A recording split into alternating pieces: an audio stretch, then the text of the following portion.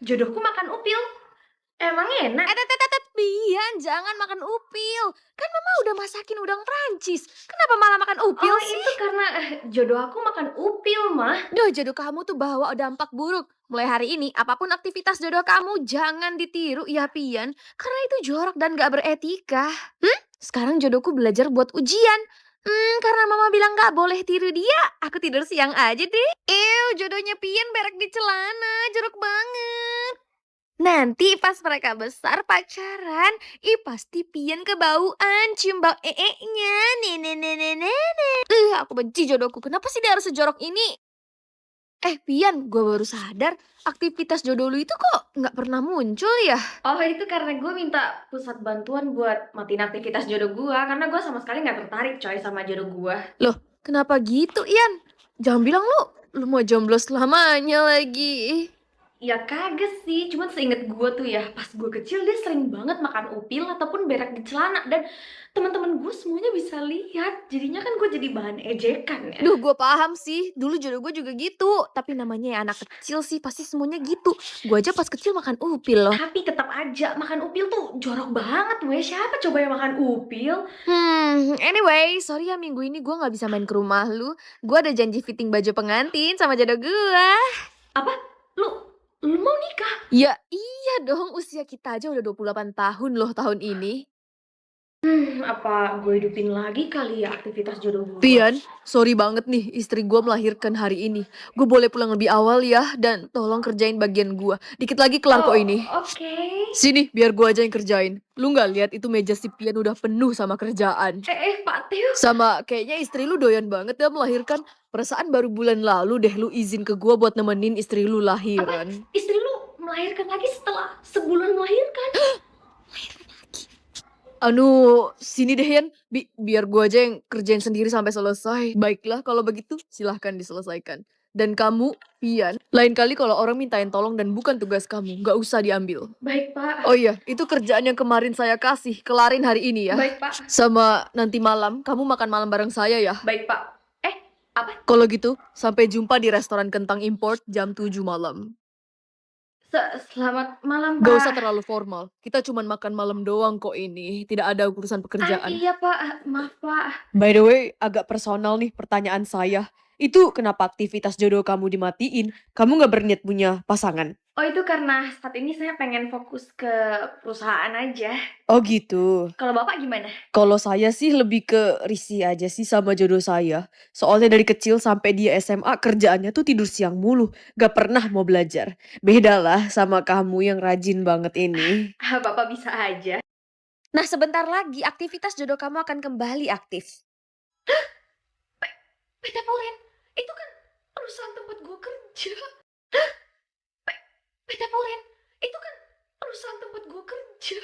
Nggak bisa Bu, tolong matiin aktivitas jodoh saya lagi. Waduh, bisa sih, tapi nunggu 24 jam buat hilang lagi nggak apa-apa. Nggak apa-apa Bu, itu bisa diakalin. Saya bisa ngambil cuti hari ini. Iya. Duh, cuti ngapain ya? Belanja baju, mau hemat, belanja makan, takut berat badan nambah. Mau ngajakin temen jalan, temen semua kerja. Makanya Neng, punya pacar. Lihat nih nenek, udah tua aja pacarnya 3. Apa? Dek, tolong jangan ngaku-ngaku begitu dong. Maaf kak, kami bertiga ini cucu kandungnya. Oh gitu, untunglah. Saya kira kalian emang doyannya sama nenek-nenek gitu kan. Enggak kak, sumpah 100%. Aku masih suka sama janda kayak kakak begitu. Siapa yang lu kata janda? Gua aja kagak pernah nikah, gimana gue jadi janda coba? Makanya cepat-cepat nikah Neng, biar cucunya banyak kayak nenek. Ya iyalah nenek pikir cari cowok baik di zaman sekarang tuh gampang, ha? Susah. Loh, percaya aja sama jodoh kamu. Nenek lihat aktivitas jodoh kamu keren tuh, bisnis trip ke Hawaii. Apa? Bisnis trip ke Hawaii? Loh, siapa orang kantor gue yang pergi bisnis trip ke Hawaii, coy? Oh iya Neng, kalau emang kesepian dan jodoh kamu tuh nggak bener, telepon nomor ini aja ya. Nek, stop. Maaf kak, itu nomor papa kami, jangan diambil ya. Dan istrinya juga itu mama kami, jadi tolong jangan ganggu keluarga kami ya kak. Sumpah kenapa zaman sekarang banyak banget orang aneh sih di jalan?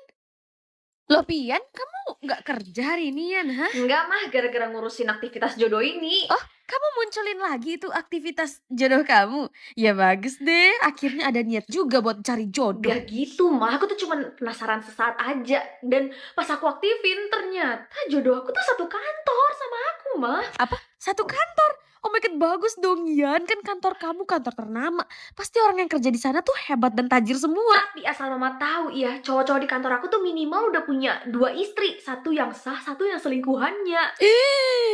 Makanya kata aku mah, udah deh kagak usah punya pasangan. Lagian mama sendiri yang dulu suruh aku gak usah ketemu sama jodoh aku ataupun ikutin semua gerak-gerik jodoh aku. Ya, tapi kan itu pas kamu kecil ya, Yan. Pas dia lagi makan upil, ditambah lagi. Kalau mama tahu dia rajin belajar, ya pasti mama suruh kamu tiru dia dong, bukannya malah tidur siang setiap hari. Apa?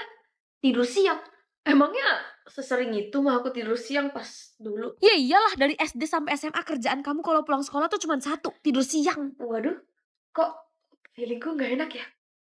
Oke, ini aktivitas jodoh gue udah hilang 100%. Udah aman gak sih? Pian, nih daftar cowok-cowok yang belum nikah. By the way, kenapa lu minta data ini? Lu mau cari jodoh di kantor ya?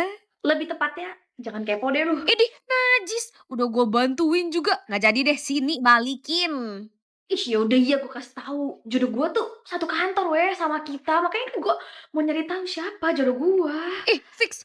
Fix banget jodoh lu itu pasti Pak Theo, weh. Percaya sama gua. Kok lu tiba-tiba sebut Pak Theo sih, emang ada buktinya kalau dia jodoh gue?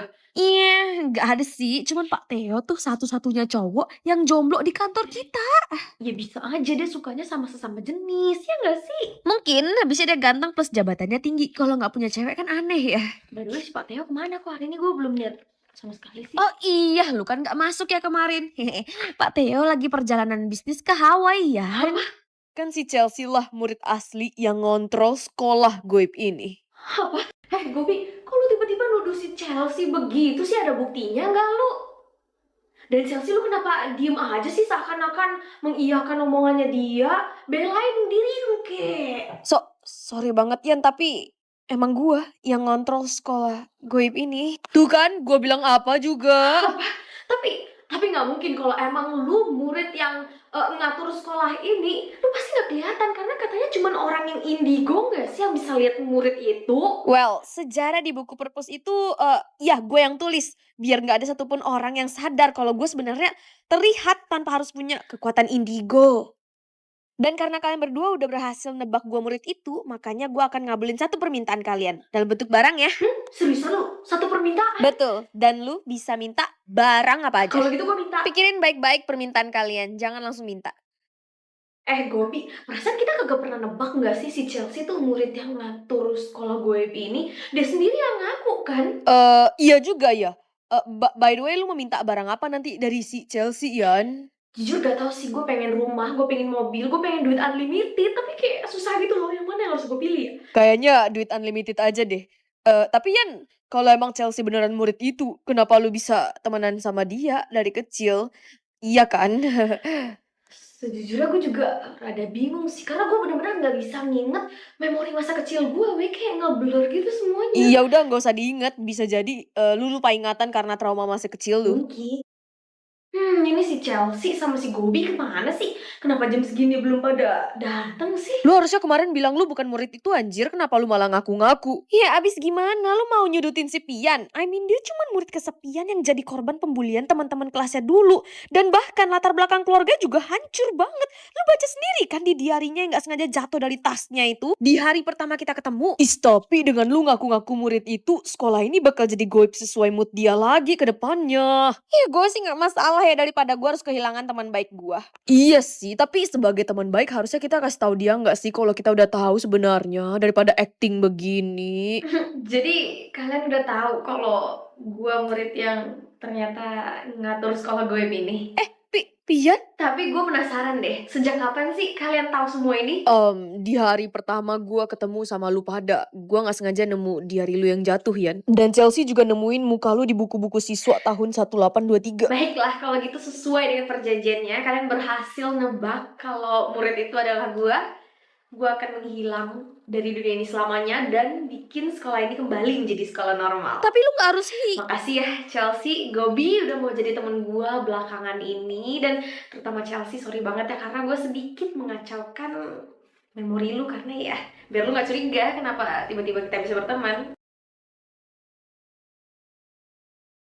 Hai semuanya, kenalin, gue murid baru di sekolah ini dan nama gue Yanpi. Loh Gobi, ini perasaan gua aja tuh kayaknya dia mirip sama Pian ya? Lah iya anjir, namanya aja mirip juga, Yanpi, Pian.